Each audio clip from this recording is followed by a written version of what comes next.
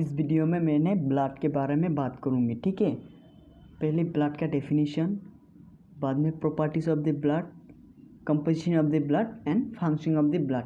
इस चारों हिस्से के बारे में इस वीडियो में हम बात करेंगे, ठीक है। देखो ब्लड के definition. Blood is a connective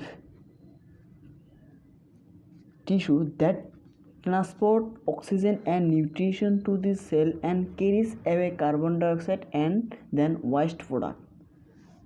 blood का डेफिनेशन, वो जो ब्लड होती है वो एक टाइप्स का कनेक्टिव टिश्यू होती है, वो ट्रांसपोर्ट करती है ऑक्सीजन एंड कार्बन डाइऑक्साइड, ठीक। Oxygen, carbon dioxide and nutrition, ठीक है। कहाँ से कहाँ वही बता दिया, ठीक है। वो ब्लड जो होती है वो रेड कलर का होती है और इस स्लाइटली क्या होती है, एल्कलाइन होती है, ठीक है। इतनी हम ब्लड के डेफिनेशन में आती है, ठीक है। अभी क्या उसका प्रॉपर्टीज़ के बारे में बात करूँगा, ठीक है।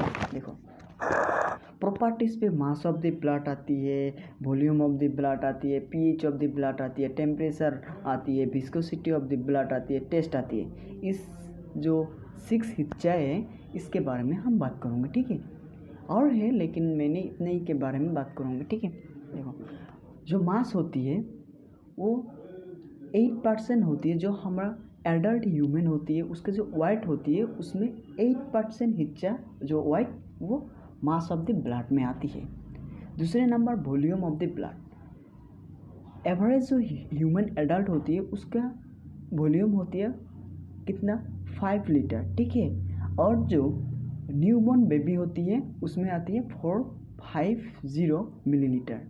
अभी पीएच ऑफ द ब्लड, ये पहले वीडियो में हम पहले ही बता दिया, जो ये स्लाइटली क्या होती है, एल्कलाइन होती है। सो इसका पीएच जो होती है वो होती है 7.35 टू 7.45। अभी इसका टेम्परेचर आएगा, ठीक है। जो बॉडी का यूजुअली टेम्परेचर जो आती है वो 38 डिग्री सेल्सियस आती है, ये हम फ़ारेनहाइट में आती है 100.7, sorry not 7 is 4 Fahrenheit. Difference book में डिफरेंस आती है, ठीक है। विस्कोसिटी ऑफ द ब्लड, जो विस्कोसिटी आती है ब्लड का वो जो एज कम्पेयर टू वाटर से 4 to 5% विस्कोसिटी आती है एज कम्पेयर टू ब्लड, ठीक है।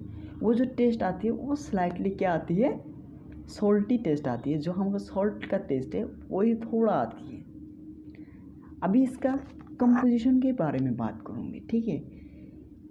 ये हाईली कॉम्प्लेक्स फ्लूइड होती है, ठीक है। और ये जो कंपोस्ट करती है 2 टाइप्स में, एक आती है जो लिक्विड साइड आती है उसको कहती है प्लाज्मा, ठीक है। एक आती है प्लाज्मा, एक आती है ब्लड सेल। जो प्लाज्मा आती है वो कंटेन करती है 55% और जो ब्लड आती है वो करती है 45%, ठीक है।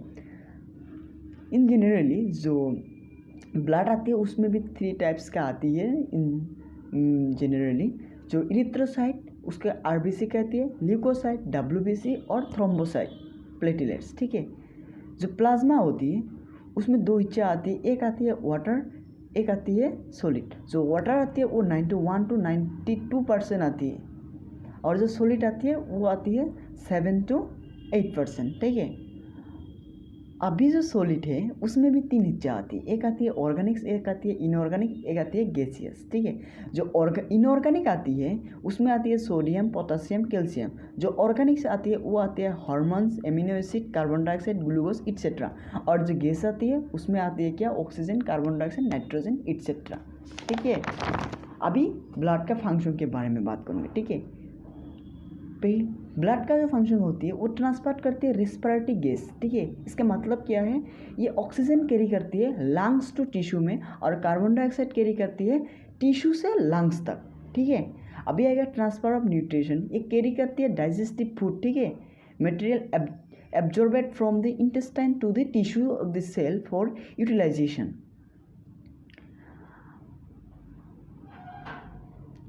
और इसके फंक्शन आती है जो वाटर होती है ह्यूमन बॉडी में वो मेंटेन करती है, maintenance of the water balance, जो बैलेंसिंग होती है उसको मेंटेन करती है, ठीक है। और एसिड बैलेंस जो इक्विलिब्रियम होती है वो भी मेंटेन करती है, ठीक है। और मेंटेन करती है आयरन बैलेंस जो होती है between cell and the surrounding, ठीक है। और होती है जो कोगुलेशन करती है ह्यूमन बॉडी का, वो भी इसका ही हिस्सा है। ठीक है, बाय।